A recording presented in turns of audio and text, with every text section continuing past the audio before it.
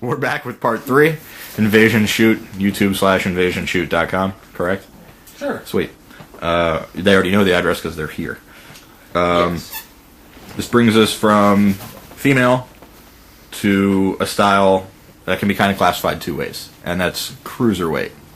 There's 2 styles of cruiserweight. There's guys under 225, and then there's guys like Bryan Danielson, Kenta, the X Division basically, who are under 225 but wrestle completely different. Because some of our cruiserweights in the area are just under 225 and work exactly the same. There's no real difference. There's the Fort Walton Beach crew that understand that they're little and wrestle accordingly. And there's some guys who are under 225 and just go, lock up, arm drag. I'm not flipping. What? So, that's the difference to me. I'm going to start with Joe on this one. Joe, you're not a cruiserweight. Obviously. Or a junior weight, as they refer to them in Japan. In some countries. Some countries, right. We go by kilos. Right. Do you like that style? Do you like watching the X Division style of guys who are little doing... A lot of aerial tactics. Aerial stuff, yeah. Yeah, I enjoy it. It's probably one of my more guilty pleasures that I enjoy about wrestling. It's, You didn't watch it naked or anything, did you? That's a real guilty You want to go back to hardcore wrestling? Can I sit over here? No, I do. I do enjoy the cruiserweight wrestling. It's a change of pace. It's, you got your heavyweights, so you're generally a slower style of match versus your cruiserweights, so it seems to pick up the pace a little bit, so yeah, I enjoy it. They just retired the cruiserweight title in Vinceland. I heard that. Yeah. Well, they weren't doing anything with it anyway. Yeah. But I mean, that sucks because there's an insurgence. I hate to use that word because it sounds so negative, but there are a lot of guys coming in who were 15 to 10 in 1998 who are now 20 to 25 who are all like, oh wow, wrestling, there's a big wrestling boom. I want to be a wrestler. And you see guys who are 6'2", Shawn Michaels, Bret Hart, who can make it and headline WrestleMania. It's like, so to me, there's more little guys than big guys. Before it was guys like Sid and Hogan and just...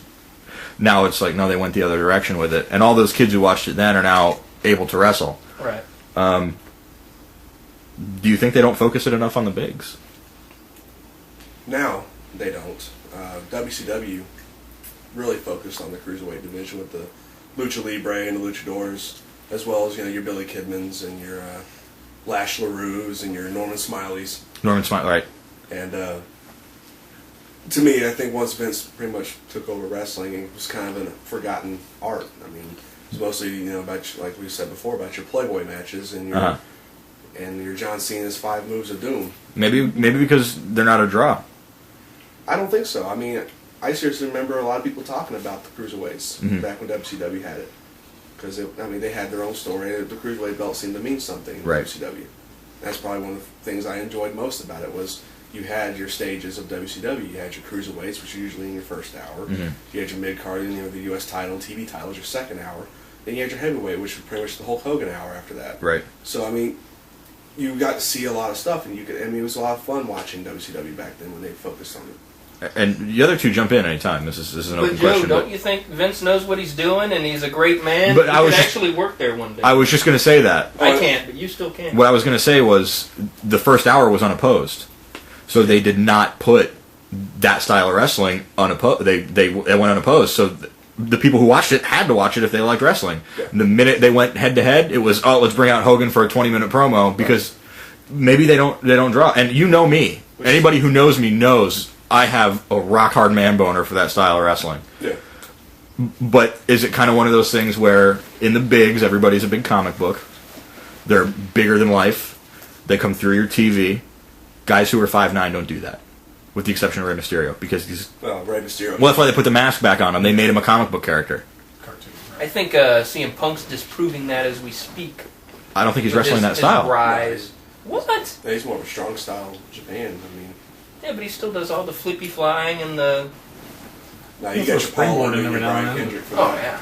Yeah, Paul London and Spanky. Punk London feud, but now I'm just marking out. Sure, so back to the... I've got a DVD of it. Okay, your favorite?